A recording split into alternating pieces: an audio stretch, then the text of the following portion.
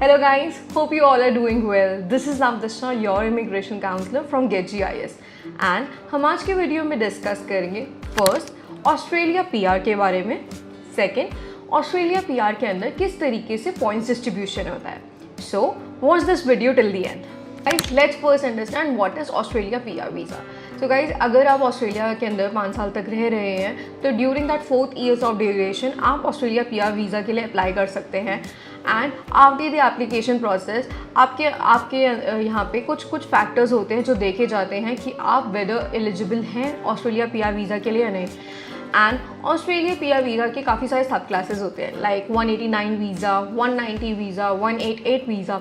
But जो most prominent visas होते हैं of Australia PR visa that is 189 visa and the other one is 190 visa.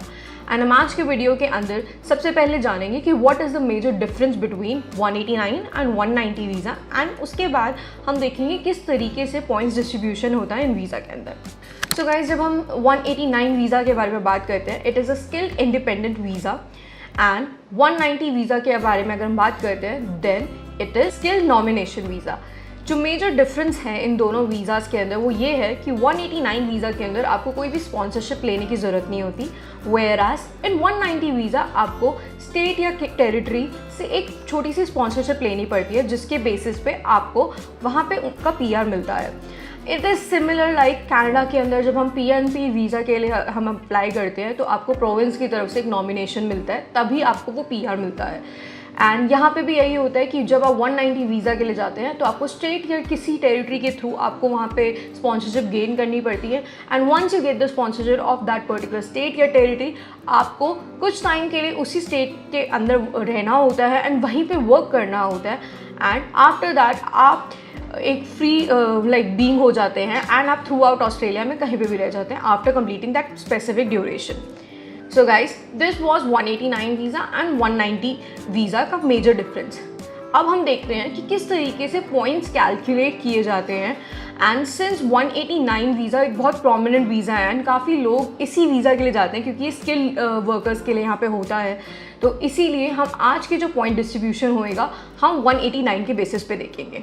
So guys जब हम point distribution के बारे में बात करते हैं या हम ये देखते हैं कि किस तरीके से कैलकुलेशन की जाती है फॉर द पीआर, तो यहाँ पे ह्यूमन फैक्टर्स इन्वॉल्व होते हैं लाइक एज हो गया, आपकी लैंग्वेज प्रोफिशिएंसी हो गई या आपका एजुकेशन हो गया एंड मेनी वो मोर फैक्टर्स. सो लेट्स काउंट कि आपको कौन से फैक्टर में कितने कितने पॉइंट्स मिलते हैं. सो जब हम बात करते हैं एज की तो एज के अंदर जो सबसे लाइक गेनिंग वाला जो ब्रैकेट होता है that is from 25 to 32 as.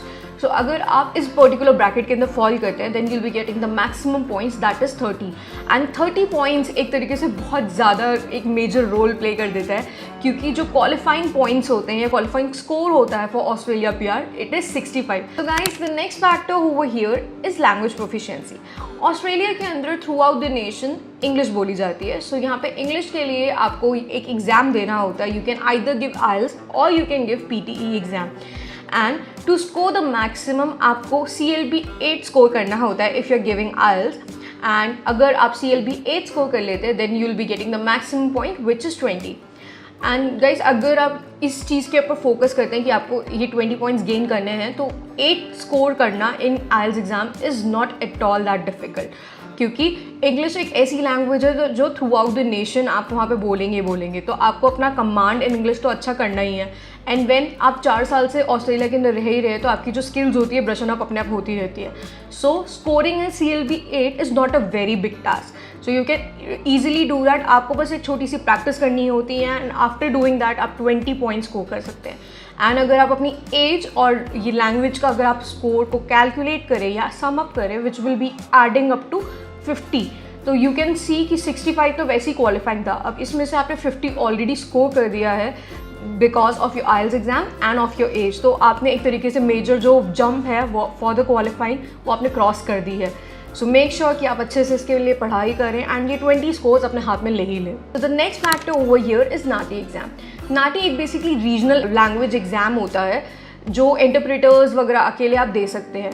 तो यहाँ पे ये होता है कि अगर आपको कोई भी लोकल लैंग्वेज या कोई अपनी रीजनल लैंग्वेज जैसे फ्रेंच हो गया, चाइनीज़ हो गया या उर्दू हो गया, हिंदी हो गया, अगर आपको ये लैंग्वेजेस आती हैं then you can give a small exam जो नाटी के अंडर फॉल होता है एंड उसके थ्रू आपको एक मिल सकता है certificate and once you get that particular certificate आपको फ्री के 5 पॉइंट्स मिलेंगे एंड ये 5 पॉइंट गाइज ये बहुत ज़्यादा इंपॉर्टेंट भी साबित हो सकता है एंड ये गेम चेंजर पॉइंट भी हो सकते हैं। So it is very easy to score these 5 points. So make sure कि आप ये 5 पॉइंट स्कोर करना अपने हाथ से नहीं गंवाते हैं। So the next factor year is professional year. तो प्रोफेशनल ईयर का सबसे ज़्यादा फ़ायदा उनको होता है जो बेसिकली टेक, फाइनेंस, सीए या किसी भी कॉमर्स साइट से वो लोग बिलोंग करते हैं। यहाँ पे ड्यूरिंग योर टेम्परेरी ईयर में आपको 1 ईयर एक जो आपने जॉब करी होती है अंडर दीज रिस्पेक्टिव फील्ड्स, तब आपको 5 पॉइंट्स मिलते हैं फॉर द PR एप्लीकेशन।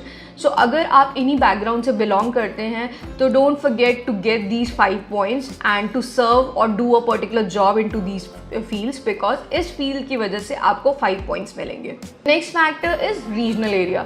सो 2019 के अंदर बेसिकली होम अफेयर्स जो ऑस्ट्रेलिया की हैं वहाँ से एक लॉ पास हुआ था कि अगर आप रीजनल एरियाज़ के अंदर ही स्टडी वगैरह कर रहे होते हैं तो इस स्टडी की वजह से या इन पढ़ाई वगैरह की वजह से आपको वहाँ पे मिल सकते हैं 5 पॉइंट। गाइज ये फ्री के 5 पॉइंट्स है क्योंकि अगर आप क्वालिफिकेशन या एजुकेशन पर्पसेस में ही ऑस्ट्रेलिया वहाँ पे गए हैं so try selecting the regional areas. क्योंकि अगर हम एजुकेशन के बारे में बात करें ऑस्ट्रेलिया एक बहुत ज़्यादा होलिस्टिक कंट्री है। यहाँ पे हर रीजन की जो एजुकेशन है वो लगभग एक जैसी ही है। सो अगर आपको ये फ्री के 5 पॉइंट्स मिल रहे हैं in your PR so don't even try to miss these 5 points क्योंकि ये गेम चेंजर के रूप में भी आपको हो सकते हैं यहाँ पे। Moving forward to the next factor which is education. So education आपका एक मेजर रोल भी प्ले कर सकता है। अगर आपने बेसिकली बैचलर्स अपनी इंडिया से करी है एंड वो इंस्टीट्यूशन अगर ऑस्ट्रेलिया के अंदर ऑथराइज्ड है या रिकग्नाइज इंस्टीट्यूशन है under Australia's government rules and regulation, then for that particular bachelor's degree you will be getting 15 points. And अगर आपने मास्टर्स विद इन 2 years अपने ऑस्ट्रेलिया के अंदर ही कंप्लीट कर दिया है देन आपको मिलेंगे 5 points. So in like if we sum up तो ये आपकी एजुकेशन की वजह से आपको मिल सकते हैं 20 points. So let's talk about the next factor which is previous work experience. So work experience के अंदर आपके दोनों वर्क एक्सपीरियंस काउंट होंगे। फर्स्ट जो आपने इंडिया या अपने खुद की कंट्री में किया हो या किसी और कंट्री में किया हो एंड नेक्स्ट इज जो आपने with in like while living in Australia आपने कोई काम वगैरह किया हो उसका भी टाइम एंड उसका ड्यूरेशन भी कैलकुलेट किया जाता है। तो फॉर द वर्क एक्सपीरियंस अलग अलग ब्रैकेट्स होते हैं like less than 3 years, 3 to 4 years or more than 4 years and many more.